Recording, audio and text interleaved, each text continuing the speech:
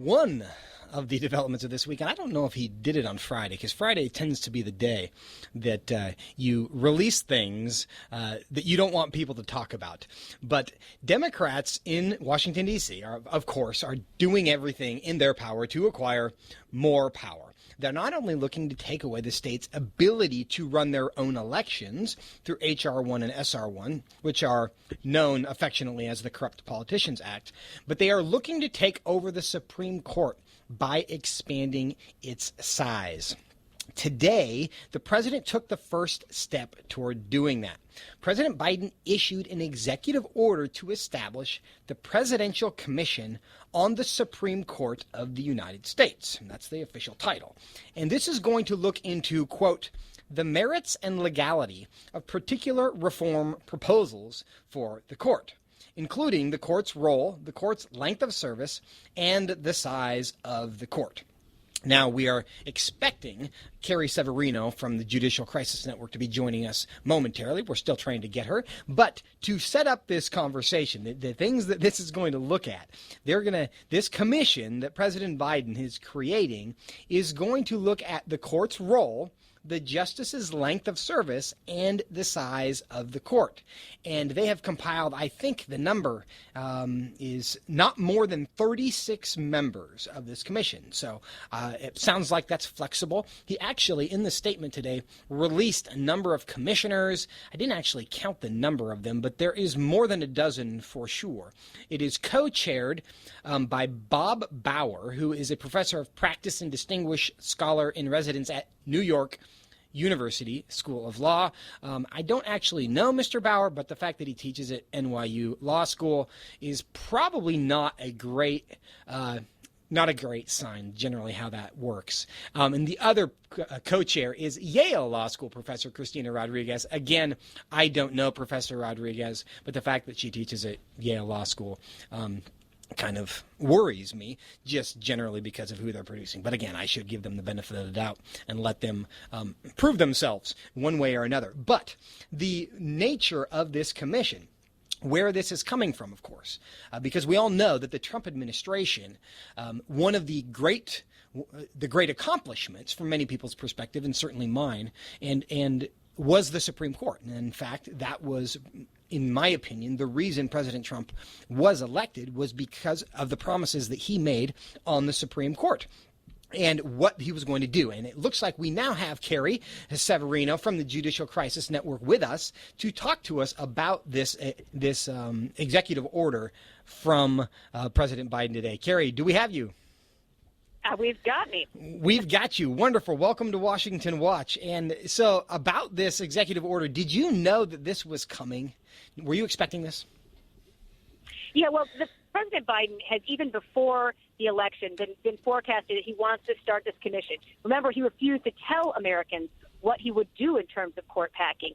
So in one way, this is him kind of trying to kick the can down the road and provide cover. But what we're really seeing here, if you look at the trajectory, he has for decades been acknowledging court packing is, as he said in his own words, a boneheaded idea.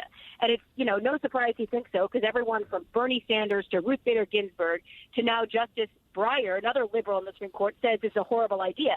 But what we had is over $100 million spent by these really radical dark money groups to get him in office. He's trying to find a way to tack to the left here and cover his tracks for not showing how radical he's become. He wants an excuse to go all the way to this court packing. And I think his commission is trying to provide himself a fig leaf to go from the moderate stance he tried to present during the election to the extreme radical, full-throated, let's just scrap this whole thing and start over. So do you think the answers to the questions are predetermined, or are they going to make a good faith attempt to answer questions objectively? Well, let me explain what this commission is. This is 36 people on the commission, right? And in looking at it, I can see about a handful who are even Republicans. So he likes to talk about this is a bipartisan commission. We're talking about 36 members of the commission. You got a handful of moderate Republicans thrown on there for, window dressing. It's no question in my mind what this commission is going to have. You got people like Lawrence Tribe, who since the 80s, he's the guy who invented the idea of borking Robert Bork. He's on the commission. Caroline Frederickson has worked for everyone from the ACLU to NARAL, Pro-Choice America, to the American Constitution Society. These are straight out of liberal activist, fundamentalists on the left here. There's no question what the commission is going to do. I think it's really just his way to try to have an excuse to say, oh, well, these wonderful scholars are telling me to do this. No, we know who's telling you to do it. It's the dark money groups on the left who funded your campaign, who said we will settle for nothing less than the most extreme judges possible, and we won't even take 9 of them. We want 15. We want as many on the court as we can get. This will be the legal version of follow the science, which of course means follow the scientists that I agree with, right? And so these are a new panel of quote unquote experts, which will decree truth, of course, and then President Biden will have no choice but to do what the experts tell him to do. What is the timeline on this commission for their results? Well, they're supposed to come up with some results in 180 days. So I think they're hoping we all get distracted and forget what's going on here in the meantime. But believe me, they know that before they potentially lose control of the Senate, there is going to be a huge push and a movement, because you're already getting people talking about eliminating the filibuster, and that's one of the big agendas. They know they don't have 60 votes to pack the court, but they're hoping they can get 50. Yeah, well, but to make sure people understand the dominoes, this realistically can't happen without the filibuster being removed. Is that correct? That's right. Yeah, you're not going to. They have to do that first, and then this is a top target. I think they have to get it down so they can have 50 votes, and then have Vice President Harris as the tiebreaker, and then no holds barred. And then it's really just any liberal wish list can get done at that point. What do you see happening with all of this? What's your prediction?